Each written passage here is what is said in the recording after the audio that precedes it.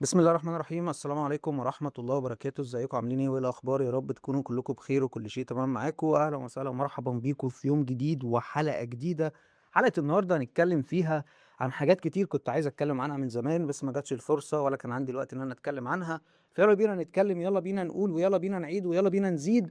واهلا وسهلا ومرحبا بيكم في يوم جديد وحلقة جديدة من مساء عمدة، او مساء الخير يا عمدة، او سميه زي ما تسميه. على العموم هما الاتنين سلسلتين منفصلتين تماما، مستقلين تماما عن بعضهم البعض. وبسجل الحلقة دي وانا بلف في البيت كالعادة، عشان انا عندي شغل ما بين الشغل ده والشغل ده. فقلت ان انا اسجل الحلقة دي لعل وعسى ان انا اطلع اللي جوايا. الهدف من المشروع كله من الاول والاخر محمد عماد الدين عمدة، اللي هو انا مين؟ انا محمد عماد الدين، وناس بتقول لي عمدة، او انا محمد عماد الدين عمدة. الهدف من المشروع ده هو ان انا اطلع اللي جوايا وبس، مش اكتر. انا هنا جاي اتكلم وخلاص. فاهلا وسهلا مرحبا بيك في حلقه جديده ويوم جديد. عايزك تتفائل بالخير.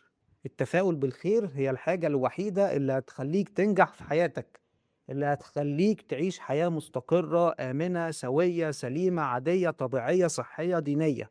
فخليك انت البسمه الحلوه اللي تفرح الناس، بدل انك تاذيهم وتضرهم، وبدل انك تزعلهم وتضايقهم. فرح نفسك واسعد نفسك ودور على مصلحتك وخلي بالك من نفسك. وانت في الطريق ساعد الناس واعمل خير وفرح الناس واسعد الغير. والناس المحترمين مش بيجيبوا في سيرة غيرهم، سواء بالخير او بالشر.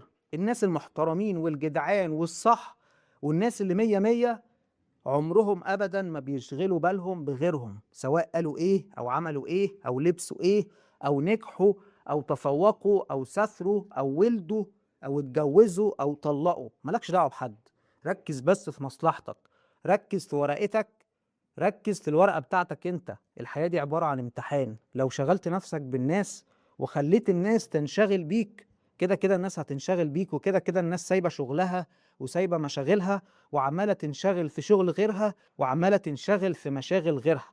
فاللي انا عايز اوصله لك، ركز مع نفسك انت وبس.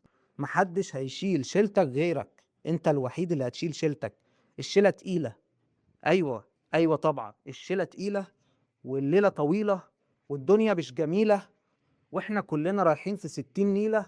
حرفيا بكل معنى الكلمة احنا كلنا متبهدلين، كلنا بنعاني، وكلنا قرفانين، وكلنا زعلانين، وكلنا مخنوقين. وبس كده خلصنا الحلقة. لو عجبك المحتوى اشترك في القناة وفعل الجرس، وتابعنا على انستجرام وتابعنا على تيك توك، واعمل لايك وكومنت وشير، واستناني في يوم جديد وحلقة جديدة من مساء الخير يا عمدة. وان شاء الله اللي جاي هيبقى احسن وهيعجبكم اكتر. والسلام عليكم ورحمه الله وبركاته.